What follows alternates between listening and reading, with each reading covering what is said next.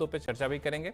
लेकिन सबसे पहली बात, नौकरी पेशा लोगों के लिए टीडीएस के नियम बदले गए हैं बजट में। बहुत कम लोगों ने शायद इस पर ध्यान दिया होगा, लेकिन ये बदले हुए नियम से आपको फ़ायदा होगा कि नुकसान होगा, ये जानना बेहद ज़रूरी है। हो सकता है कि आपके पास जो टेक होम सैलरी है वो ज़्यादा हो जाए, आपका टीडीएस कम कटे।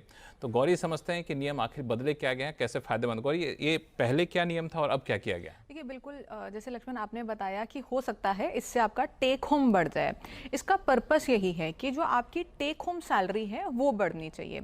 अब आपकी कैपिटल, जब आपका टीसीएस कलेक्ट होता है तो आपकी कैपिटल ब्लॉक होती है। हालांकि टीसीएस किसी भी तरह से आपके ऊपर एक्स्ट्रा बर्डन नहीं है, बट वो आपकी कैपिटल ब्लॉक करता है। यानी कि अगर अप्रैल के महीने में आपने कोई महंगी गाड़ी खरीदी या आपने विदेश बहुत बड़ा अमाउंट रेमिट किया, फॉरेन रेमिटेंस की, तो ऐसे कुछ केसेस में टीसीएस कलेक्ट होता है और वो टीसीएस अब बहुत अमाउंट उसको बढ़ा दिया गया, काफ़ी बड़े अमाउंट का होता है, तो वो आपके कैपिटल ब्लॉक हो गए। अब इसका अगर आपका रिफंड भी आपको लेना है तो अगले साल जब असेसमेंट ईयर नया शुरू होगा, जिसमें आप अपनी रिटर्न फाइल करेंगे जून जुलाई के महीने में, उसकी रिटर्न जब प्रोसेस होगी तब आपको रिफंड आएगा।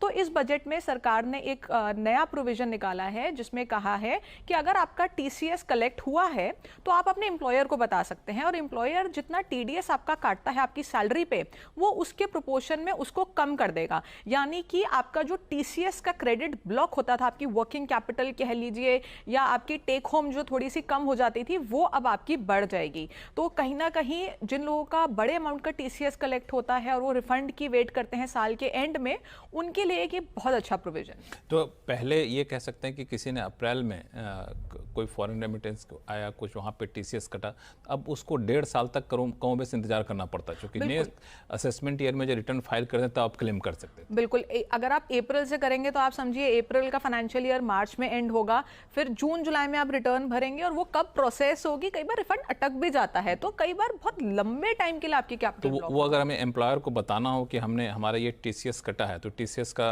जो एक्नॉलेजमेंट है वो देना होगा कि ये कटा है। बिल्कुल, आपसे एम्प्लॉयर जो भी प्रूफ मांगेगा आप एम्प्लॉयर को वो प्रूफ देंगे और वो उतना टीडीएस आपका अपने अकाउंट से कम करके आपकी टेक होम ज्यादा कर देंगे। मतलब कुल मिला कहें तो एक तरफ आपने टैक्स चुका दिया है जो सरकार के पास पड़ा हुआ, तो उसका प्रूफ आपने दे दिया तो ऑटोमेटिक आपके टैक्स की देनदारी में से घट जाएगी और फिर टीडीएस उस हिसाब से कटेगा। तो ये बहुत ही बेहतरीन है लोगों के लिए जिन लोगों का टीसीएस कटता है और उनको महीनों इंतजार करना पड़ता है कि कब रिफंड मिलेगा, कब रिटर्न फाइल करेंगे।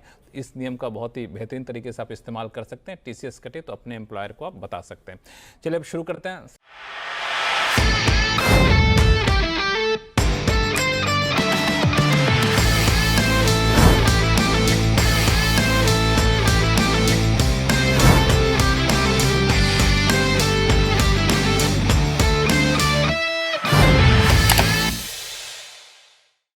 बता दें कि मनी कंट्रोल पर दिए गए विचार एक्सपर्ट्स के अपने निजी विचार होते हैं।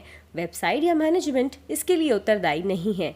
यूजर्स को मनी कंट्रोल की सलाह है कि कोई भी निवेश निर्णय लेने से पहले सर्टिफाइड एक्सपर्ट की सलाह लें।